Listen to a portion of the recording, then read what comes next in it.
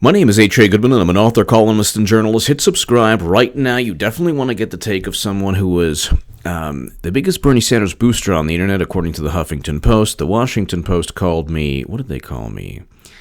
They called me the unofficial scribe of Sanders' most hardcore voters. That's what the Washington Post called me. My articles went viral, and thank God President Trump is president. Thank God he won. Thank God we don't have Hillary Clinton with a neoconservative foreign policy.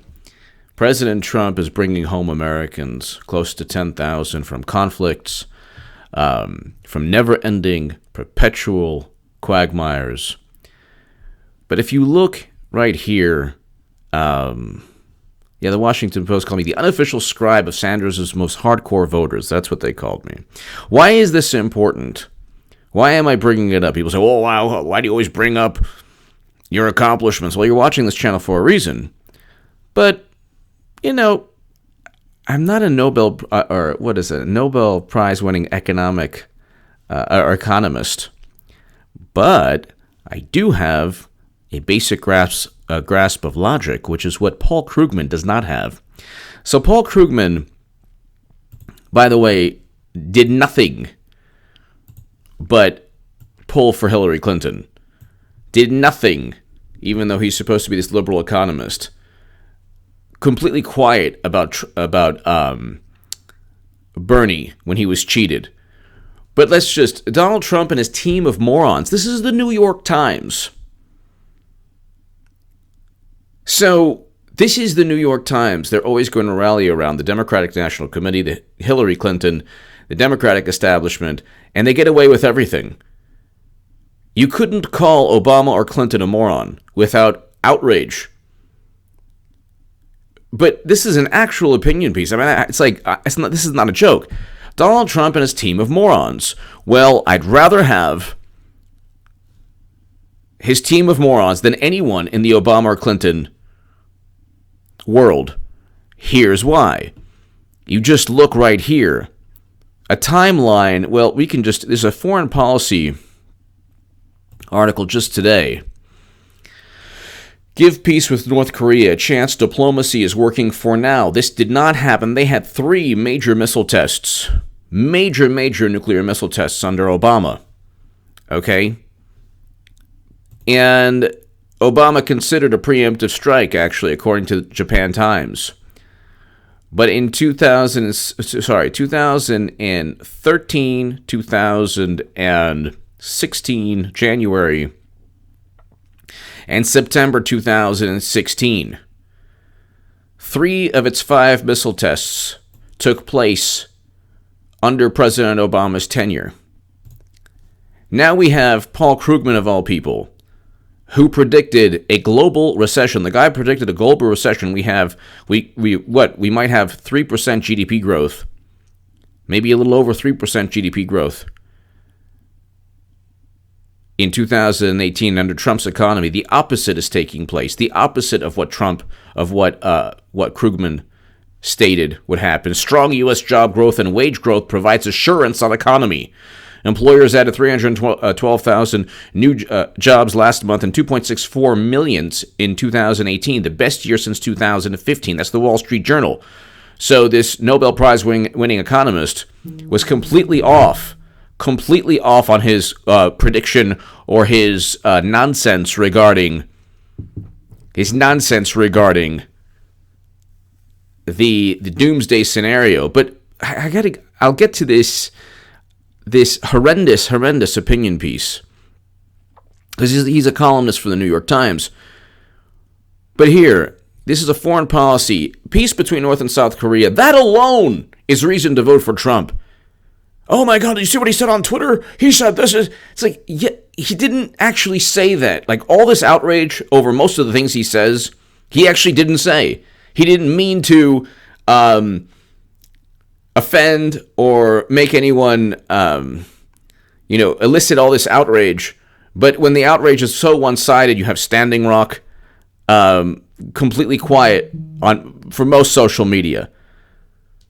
Completely quiet. aside from progressives when I was on the left, Obama ignored brutality at Standing Rock. Now, I understand it's insensitive I'm not on Twitter, but I understand it's insensitive for Trump to bring up Wounded Knee. I get that, but what he was trying to do is call out Elizabeth Warren, who, in a disrespectful manner, said she's part Native American, which is not true. The average American in the Midwest has more Native American ancestry than she does. She's 1,024th. That is absurd. But we're talking about Paul Krugman saying that Trump is a moron, and so he has a team of morons around him. Well, I will take a team of morons if they're bringing home Americans from war. Then they're not. That's not moronic. That's courageous. He has wisdom. Trump has wisdom. So, getting back to, I wouldn't have tweeted that. But see, again, this outrage is like, Twitter is like an outrage machine. So sure, I wouldn't have tweeted that. Of course, Wounded Knee is not something you put in a tweet. But it's not Obama and Slate and all the other, the media machine around Obama, Washington Post, ignoring the brutality at Standing Rock while Obama was president. See, you have grandiose issues that are overlooked by the mainstream, and then you have Twitter outrage. For the Native Americans who happen to be offended by Trump's tweet, I just read it just now, I'm not on Twitter, I do understand that. But for everyone else, if you weren't, let's say, if you weren't offended and outraged by what Obama did or didn't do, allowing people to get, brutalized, and you're outraged over a tweet, then you just hate Trump. You have no set value system. But getting back to this, there's just so much.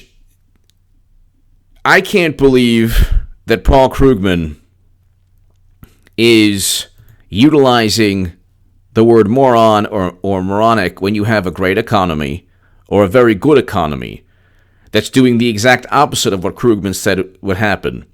Then you have peace between North and South Korea. And here is a foreign policy article. For the moment, diplomacy remains preferable to the alternatives. Talking has achieved more than symbolic gains. North Korea continues a moratorium on nuclear and missile testing, and Kim has proclaimed the closure of his main nuclear testing range and an intercontinental ballistic missile engine test facility. Okay, fine. In addition to that, he might actually visit Seoul, which would be breathtaking. I mean, just the fact that he's not threatening to destroy South Korea every month. So in addition to a moratorium on testing, you had 3 major tests during Obama's administration. You have Kim Jong-un, and you have Pompeo visiting Kim Jong-un, I believe, very soon? Kim Jong-un, Seoul. Eventually, this year possibly could visit Seoul, South Korea. Okay, which would be breathtaking, completely paradigm changing. You had Moon Jae-in of South Korea shaking hands with Kim Jong-un. This is an article I was looking for. But the point is this. You have the beginning, you have détente, you have the beginning of an easing of tensions, but the beginning also of peace. What happened to that? When did the New York Times become more important than peace between two nations or the easing of hostilities? When did that happen? When did Paul Krugman become the moral authority of our world? Donald Trump and his team of morons. This is the New York Times. Could you imagine? And this is why William Barr has to flip the script. Clinton committed crimes, top secret intelligence on an unencrypted server. Are you kidding? You talk about a moron. You lose an election, $1.2 billion. You had the FBI cover for you. You had the FBI fabricate an investigation of Trump, your political adversary. You still lose. You still can't find evidence of Trump-Russia collusion because it's complete nonsense. You didn't take the Senate. It's the fifth time in 105 years that the party out of power and the executive doesn't take the Senate in a midterm. And what else? You have a great economy, bringing home Americans, which is what all wonderful liberals like Paul Krugman should want. But, let's see what he doesn't like. 400,000 manufacturing jobs. Record low black and Latino unemployment. But let's talk about there have been many policy disasters over the course of U.S. history. It's hard, however, to think of a calamity as gratuitous, an error as unforced as the current federal shutdown. Really? Then why doesn't Pelosi and Schumer just say, here's $5.6 billion for the wall? If you really care, then if Democrats really care, then give Trump what he wants. He was elected for that very purpose. But you don't care. You're playing chicken. Nor can I think of a disaster. I love this. If it's such a disaster, if it's a calamity, then be the bigger person and give Trump. You spend $45 billion in Afghanistan every year. The country does. The same amount in Iraq. You're spending America is spending hundreds of billions of dollars thanks to people like Paul Krugman on the left who don't care. If you don't, usually an anti-war sentiment takes place on the left. Usually the conservatives now things are reversed. Now things are reversed. Now you have the Max Boots and the Bill Kristols who are bolstering the left and deciding foreign policy. And you have Trump who's bringing home Americans to no fanfare, to no accolades, nothing. Trump is presiding over the beginning of peace between North and South Korea. Oh, well, you know what? Now things really changed. Yeah, a lot has changed. North Korea is not threatening every month to destroy South Korea. A lot has changed. Well, we have a great economy. Record lows in unemployment for black and Latino citizens. But again, they can only, everything on the left is like, if you're Paul Krugman, everything you've been saying from 2015 to 2016 didn't happen. Trump didn't preside over a catastrophe in world affairs. His foreign policy is great. A lot better than Obama's, who destroyed Libya. So everything that you expected, Clinton winning, didn't happen. So you have to so now anything that takes place that is somewhat of a clash or a political battle, that's just the end of the world. Nor can I think of another disaster as thoroughly personal, as completely owned by one man. Really? So he should acquiesce, but Schumer and Pelosi should not. They should just continue to withhold funding for his policy objective. If it was Obama, they'd give anything they wanted to. If it was even Bush, they'd probably. If it was money to send Americans to never-ending counterinsurgency wars, Krugman, Pelosi, and Schumer would have no problem because they don't care about the money spent in Iraq and Afghanistan and other places. When Donald Trump told Chuck Schumer and Nancy Pelosi, "I will be the one to shut it down," he was completely accurate, although he went on to promise, "I'm going to blame you for it," which was a lie. Well, was it a lie, Mr. Krugman, when Hillary Clinton used a server outside the United States government for convenience? Was it a lie when she said, "I didn't send or received anything classified," then marked classified? Then, by the way, she sent and received 110 email chains that were born classified that contained also special access program information and top secret intelligence. Don't take my word for it, Mr. Krugman. That's James Comey stated that. But that's just politics, right? Okay. Of course, that server wasn't hacked. What kind of a moron do you have to be to use a server outside the U.S. government connected to a BlackBerry, meeting with Chinese and Russian officials, knowing that the BlackBerry is going to be hacked in 2010 and 2011 and 2012, 2013? Talk about morons. You couldn't get stupider than the people Krugman thinks are qualified to run the country. Still, no man is an island, and although Trump comes closer than most, oh yeah, well, okay. You can't fully make sense of his policy pratfalls without acknowledging the extraordinary quality of the people. Oh, his policy? Really? Like his foreign policy? Like his economic policy?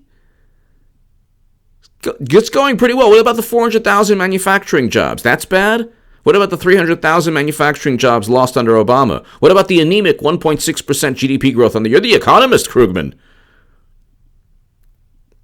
What about Bernie Sanders being cheated by the Democratic National Committee, then blaming Russia? How stupid is that? How moronic is that?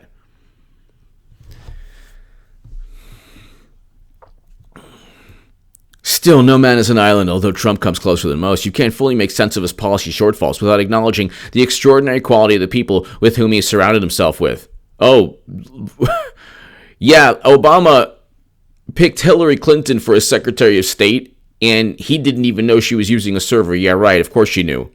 With transferring, maybe Krugman at the Washington Post can write an article on this. How did she transfer the top secret intelligence and special access program intelligence outside of JWICs and other secure locations within the U.S. government? You're talking about a person so stupid. When Peter Strzok asked her, what does the C mean? She thought it was part of alphabetical order. She didn't know it meant confidential. Here, Mr. Krugman, the arbiter of intelligence. Clinton, C meant classified. Okay, so Clinton to FBI didn't know parenthetical C stood for confidential. How stupid do you have to be?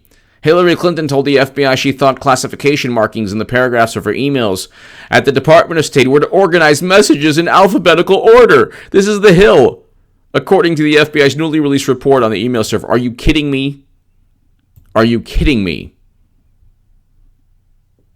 September 2nd, 2016. Clinton to FBI didn't know parenthetical C stood for confidential.